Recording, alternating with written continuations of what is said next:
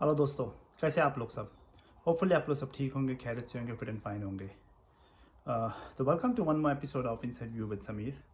और शुरू करने से पहले सेम रिक्वेस्ट, प्लीज़ सब्सक्राइब करें, कमेंट करें, लाइक करें मेरे वीडियोस को। अगर आपको पसंद आ रहे हैं तो प्लीज़ बेल आइकन को दबा दीजिए और उसमें आपको ऑल का ऑप्शन होगा, आपको सिर्फ वो ऑल को सेलेक्ट करना है। तो आज के सेशन में आईपीएल की गेम जो हुई बहुत इंटरेस्टिंग थी आज, वो डिस्कस करेंगे। एशिया कप के मैटर्स आज ऑलमोस्ट फाइनलाइज हो गए हैं और जो एक्सपेक्टेड था वही हुआ है, वो डिस्कस करूँगा। और इंडिया के वर्ल्ड टेस्ट चैंपियनशिप में केएल राहुल तो बाहर हो गए, तो उनकी जगह पे कौन आ रहा है। तो आ जाते हैं पहले आईपीएल की गेम पे। पंजाब और कोलकाता का गेम हुआ ये कोलकाता में। और पंजाब की बैटिंग ने आज निराश किया। दो आप एंड में देखेंगे तो 180 रन तो बन गए, लेकिन उसमें से 21 रन आखिरी ओवर में ही आए। अब आप देखेंगे तो स्टार्ट तो अच्छा हुआ था। प्रभ सिमरन और शिखर धवन ने अच्छा स्टार्ट किया था, लेकिन प्रभ सिमरन का वही प्रॉब्लम है, स्टार्ट देते हैं 10-12 रन क्विकली मार देते हैं। ऐसा लगता है कि ये आगे जाके आगे और अच्छा खेलते रहेंगे पावर प्ले में, लेकिन वो आउट हो जाते हैं। पहले एक दो गेम में इम्प्रेस करने के बाद उन्होंने कुछ कंट्रीब्यूट नहीं किया है। शिखर धवन एक एंड पे लगे रहे, अच्छी इनिंग्स खेली 57 की। थोड़ी स्लो थी लेकिन वो अंडरस्टैंडेबल था, क्योंकि दूसरे एंड से विकेट्स जा रही थी।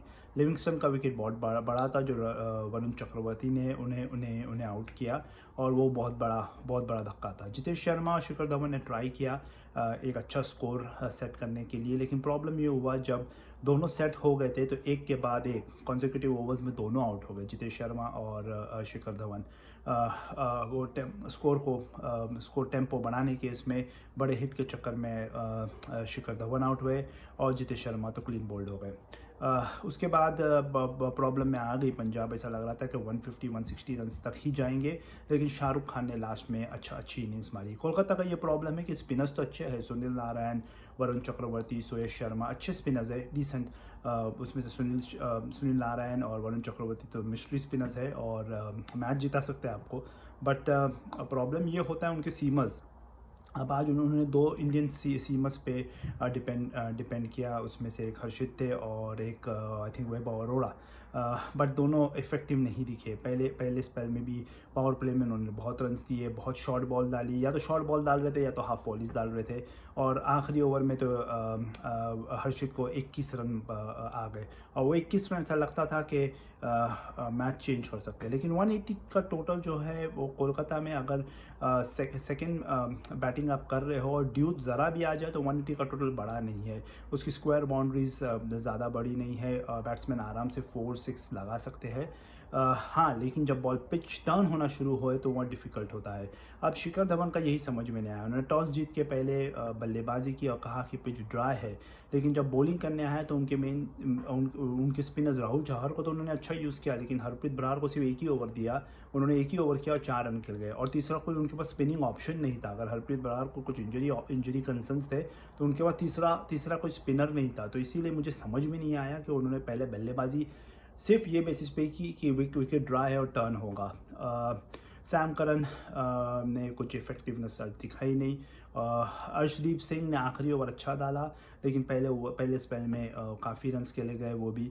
और कोलकाता ने इसने बहुत अच्छा चेस किया। जेसन रॉय, रहमतुल्लाह गुरबाज ने अच्छा स्टार्ट दे दिया था। दोनों आउट हो गए स्टार्ट डे के, लेकिन फिर नीतीश राणा ने कप्तानी पारी खेली, 51 रन बनाए। और जब 50 मार दिया था उन्होंने, उनका यही प्रॉब्लम है, 50 मारने के बाद सडनली वो एक ऐसा शॉट खेलते हैं जो नॉट रिक्वायर्ड रहता है।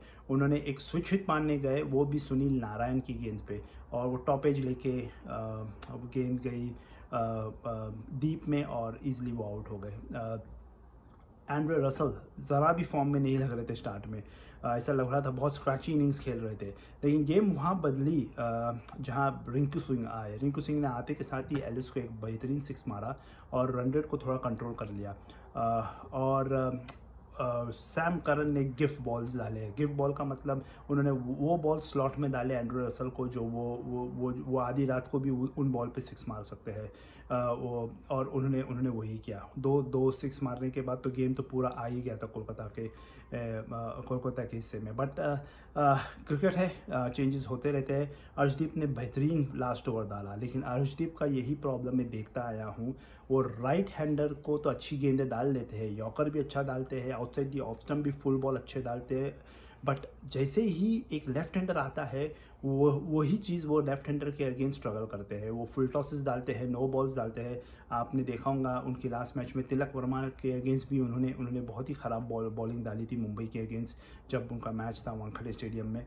और पहले भी इंस्टेंसेस हुए हैं जब वो इंडिया के लिए खेले हैं, जब भी लेफ़्ट राइट का कॉम्बिनेशन क्रीज पर रहता है तो इनका रिदम कुछ इफेक्ट होता है, और ये दूसरी टीमें देख रही होगी।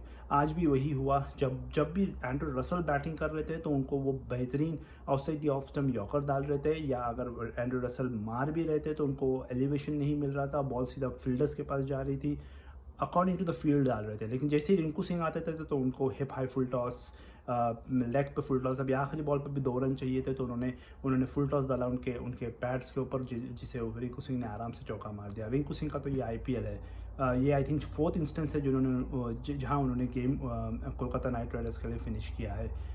Well done.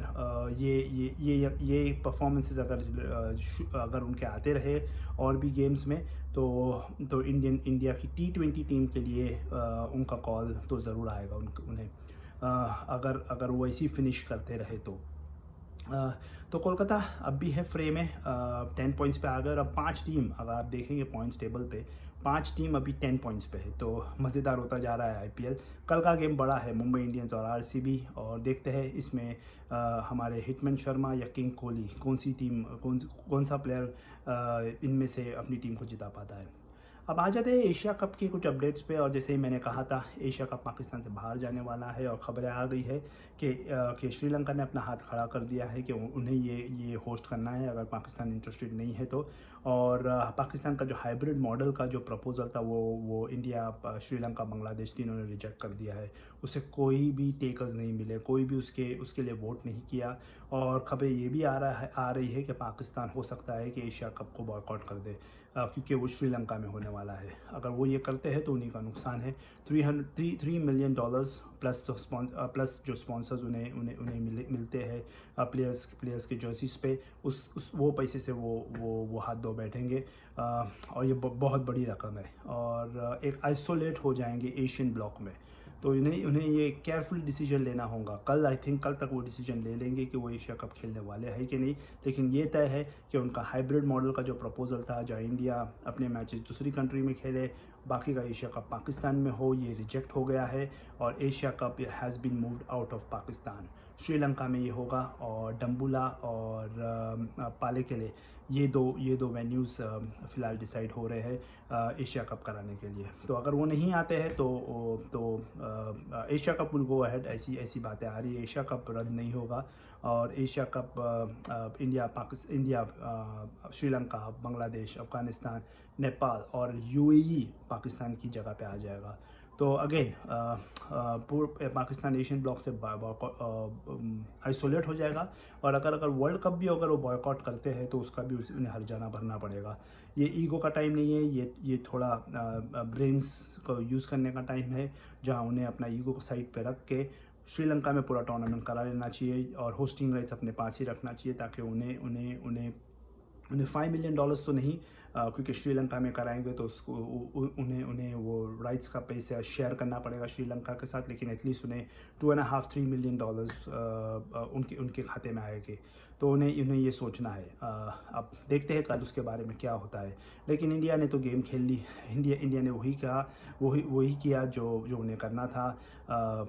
सिक्योरिटी रीज़न से वो वहाँ जा नहीं सकते थे, और उन्हें पाकिस्तान में एशिया कप नहीं कराना था, और प्रेशर टैक्टिक्स बैकडोर से हुई होगी श्रीलंका, बांग्लादेश पे, और हाइब्रिड मॉडल जो पाकिस्तान ने भी प्रपोज किया था उसे भी रिजेक्ट कर दिया गया। सिक्योरिटी कंसर्न्स है पाकिस्तान में, इसे कोई डिनाई नहीं कर सकता, और अगर इंडिया कंफर्टेबल नहीं है तो नहीं है।